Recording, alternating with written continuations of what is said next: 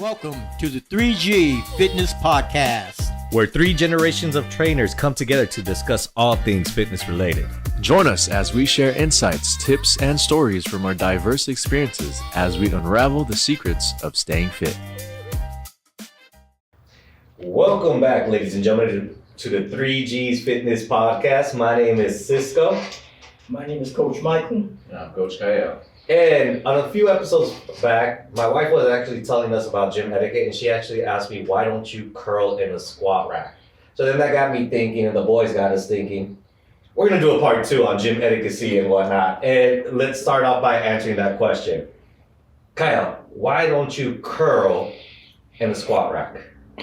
I think the name explains it itself. I mean, it's not called Curl rack. Curl rack. It's called a squat rack. Yes. It's designed for your heavier compound movements. You can squat there, you can probably deadlift, you can overhead press, but curling, you can kind of do that anywhere else, you know, so you're kind of being considerate of the people who actually need to use that for what its purpose is. Yeah, and it's very, well, yeah, what were you Well, going I to say? think some people don't know what a curl rack is, and they just use a squat rack.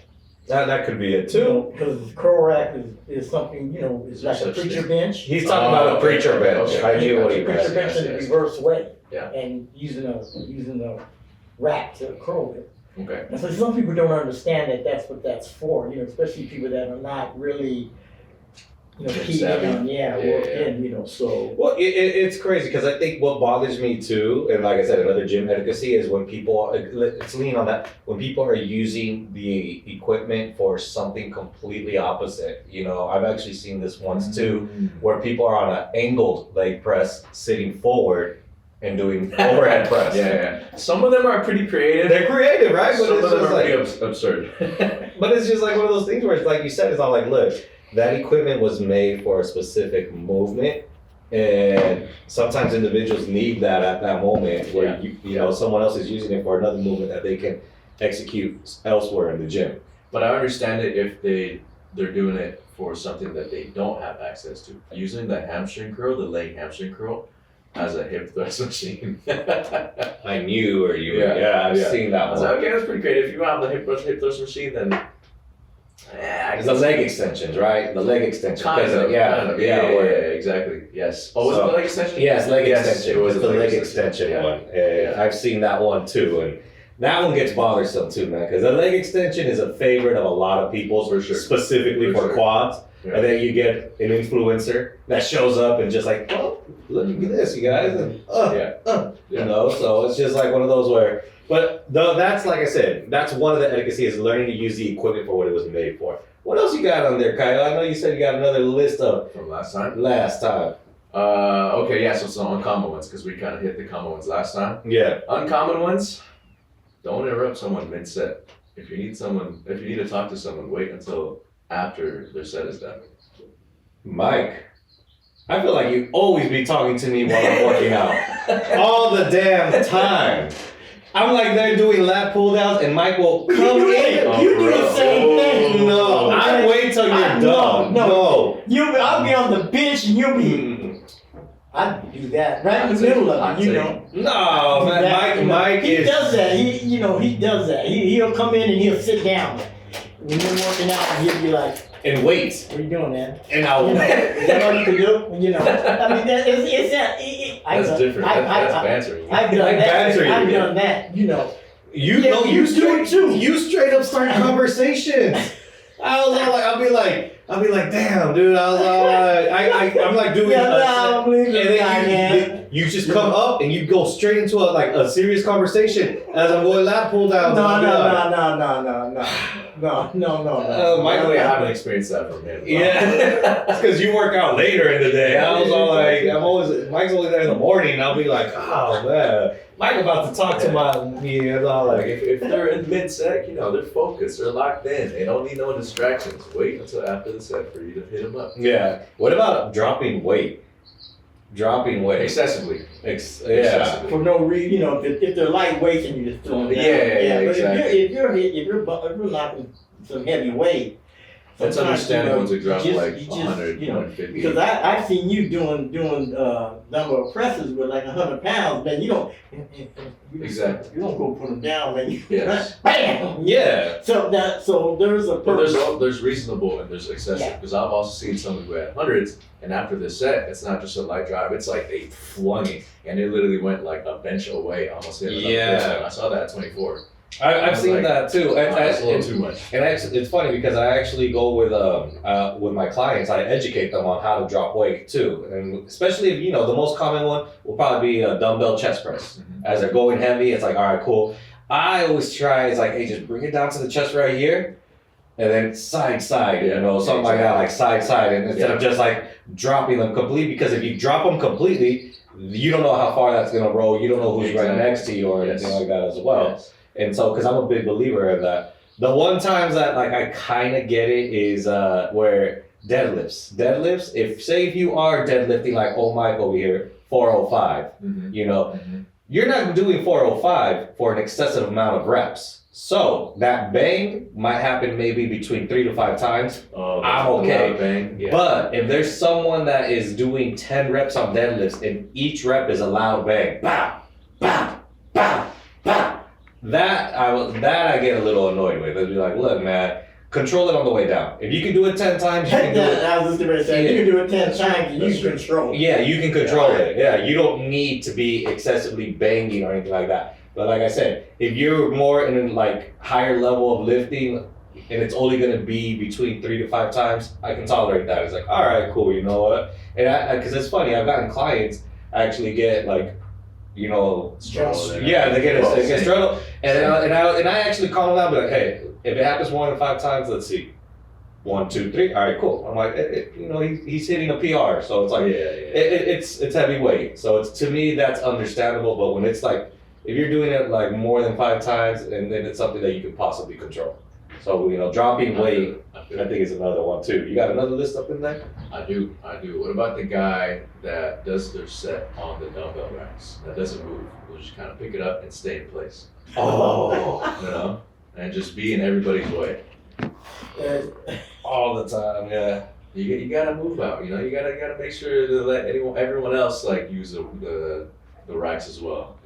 Like find a bench, do the set somewhere else, but don't hog that area where people are walking through or grabbing weights. Something happened to me last week at the gym. And I don't know, you guys tell me if I'm wrong or right. I guess someone was using the incline bench, right? And then they left. And I looked, there was nobody over it. About 10 minutes passed by, I looked again, there was nobody over. So I went over and took it and brought it over to the other side so I can do my incline benching. And all of a sudden I hear this, man, Mike, what are you doing? And I'm like, there's nobody on there. He goes, I was on there, man. I said, yeah, that was like 10, 15 minutes ago. He goes, I was doing something else. Wait. Did he leave his bottle as a reservation? He didn't have a bottle. He just went and moved. And he's like, Mike, why you don't take the rack? I'm like, dude, it's like 10, 15 minutes. He goes, I was over there doing something else. I'm like, I think the rule on So we that. just moved on from the dumbbell rack thing. Yeah, I thought it was gonna be more. I thought it was gonna be okay. I thought it was gonna be the dumbbell thing because honestly, it's one of those where. he was doing dumbbell. Yeah, but what Kyle's talking about, like someone that literally goes up to the dumbbell rack, grabs it, and just stays right there. With the weights on? Yeah. Like in commercial gyms, like it's a whole rack. there's a whole rack. Like say if there's a whole rack and they just get grab 30s and they just stand there. Right there. They just stay right there. Yeah. And it's like maybe you want to go and use the 35s and he's just right there just curling. It just makes it awkward for you to reach over and things like that. 100%. That's what he's talking about because that's to me that's annoying as hell because it's like hey man, if I could move that. If I could, I would move that dumbbell rack.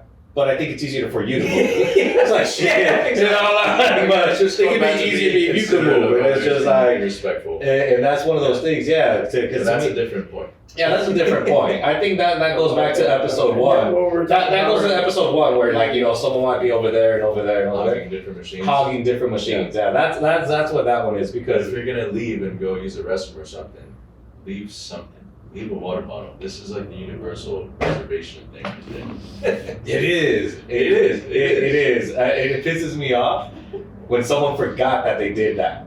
I've been to a gym, Just they leave just it there. leave it there. Half an hour, it's still there. And it's like, and it's still there after 30 minutes. Is I was like, damn, the inner gym person in me respects the water bottle as a reservation piece. Yes. But I think, then let me ask this. How long can a reservation piece, aka like a water bottle, how long should you be able to reserve a piece of equipment, whether it be a bench?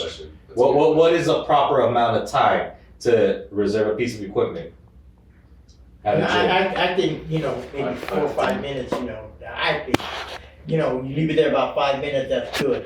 If somebody leaves it there for a long time, I'd grab it and say, man, is this anybody? Yeah. And then if no one says anything, I put it on the floor on the table. So you'd probably say anything between 5 to 10 minutes? I think, not I would 10. say so. Not 10, so okay, so 5 minutes max. 10 is for sure like, oh, you're out of here. Well, to me, I think it's 5. I would go with you. I'll be like, you know what? If I see a water bottle at like 4:40, and I was like, all right, there's a water bottle on that bench. Let me just do something else. If it's 4:45 and that water bottle's still on that piece of equipment, then I'll probably be like, all right, I don't know. It's been here at least 5 minutes. Yeah. I don't know the individual. So I would be like, is this yours? Is this yours? And Like, you all can right. always communicate that when they get back, if they ever come back. So, Yeah. Man, like it's been 10 Some minutes. people- Like I some didn't people know you were just- still on some here, so people I had to just get my forget. set in. Yeah, exactly. that's why. Exactly. And that's why, and I think the best way around it is be like, I think that was a perfect approach. What you just said, is like, Just communicate. hey, you know what? Right. It was there for at least 5 minutes. I didn't know you were coming back Yeah. or not. Yeah. So I just wanted to get a quick one in. Do you want to work in with me?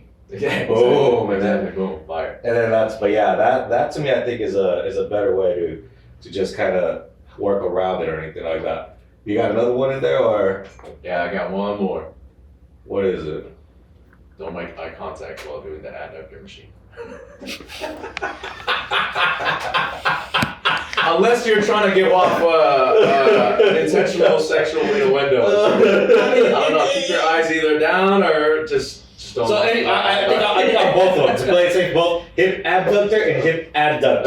Yeah. That's Just that's the same avoid machine, right? eye contact with whoever's on there. Can you imagine?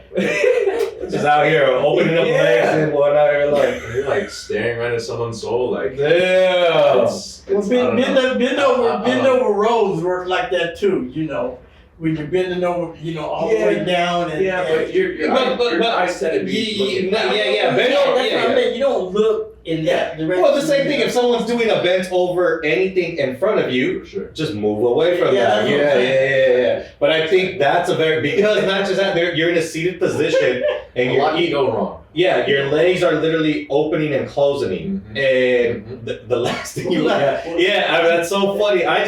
I always do, because every once in a while, like I do a quick glance, like, oh, it's taken. All right, oh, it's taken. I gotta go away, or anything like that. It's like it's taken. I got you. I see what I do there. Yeah, but it's funny because I've had a lot of female clients actually express how they love that machine, but they don't love it when men are around, and it's just like I get it. We're like Sexual innuendos. We're like we don't have one of those at the gym. At our gym, I mean, bro, shit, we should have one. I know, no, we should. It's such a great.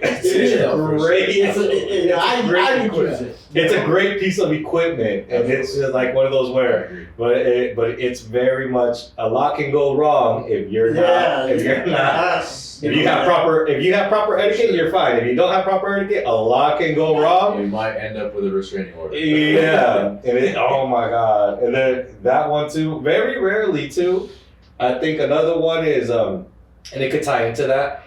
What about like those machines where it's a dual cable cross machine where there's a lat pull down person and then there's a seated row person and they're right directly across from each other. And to me, I hate it when that happens too, where it's all like, oh, he's in front of me and he's doing lat pull downs and I'm in front of him doing seated rows and it's like the same like cable machine. I try to wait. I try to wait, or what I do, I'm just looking up. I'm looking up. Yeah. I'm always looking up because that's another thing too. When the weight comes up and you just make eye contact, you're all like, did we just become best friends? I was like, nah. It's just, So I think eye contact in general at a gym is you gotta be careful with that one too. Because people go in there to work out, to work on themselves and whatnot. Yes, there's social hour here and there. Which, you know what, last one, I think it's a good way to kind of segue and end it off this. Like, what do you feel about the people who go to the gyms to try to just pick people up? And that's their motive. I don't like them. Yeah, I don't like them. I don't know. We've all been to gyms where there's that regular person Yeah. that is trying to just date people at the gym. Exactly. And It'd be the ones that's probably making eye contact while they're on the app. yeah, and they always come across like they're your best friends and whatnot, and it's just no. To me, go do that at a bar. I'm like, just go do that at a bar. I was like, Gym is for someone's, self-improvement. Workout and stuff exactly, like that. You know, some And, people. I've always said a gym's a place of vulnerability because Yeah, 100%. a lot of us are going in there to work on ourselves. And like I said, if it's a place of vulnerability, don't pick on someone and try to either stroke an ego or something like that just because they're in there to work on themselves. I think guys that go in there trying to do that, they want to get a woman that's fit. And you go there to the gym, you're gonna find somebody that's pretty fit. So they go in there looking. It's possible. But just read the room. But Learn how to read body language. But if it's the same individual and they have history with multiples, that's like what? Hey, if you've met your loved one at the gym, that's perfectly fine. Yeah. But if you're there and you have multiples like out there and you're known for that, it's like every gym and every gym staff and gym employee, they've all seen that gym member, whether it's guy or girl. 100%. It's one of those that they will literally, now they're dating this person. Oh, now they're dating that person. Exactly. Oh, now they're dating this person. When I was at 24, I had to talk to so many dudes because you can just tell when a girl is not having it. Their body language is turned away. They're not trying to give you one time a day, and the guy's just all over his face. Yeah, that's it. But that, like I said, that was a nice little part two wrap up on gym etiquette. Like I said, there's a lot of them out there. We didn't ask this on the last one, but if you guys know of any particular, actions or lack of etiquette that you guys want us to talk about, leave it in the comments. See what you've gone through, and then you can probably pick on it and maybe do a part 3 on it next time. So. What are the things that you wouldn't want to do? Yeah, so like, comment, subscribe, share the video. And once again, I'm Coach Cisco. Coach Michael. Coach Kyle. Catch you on the next one.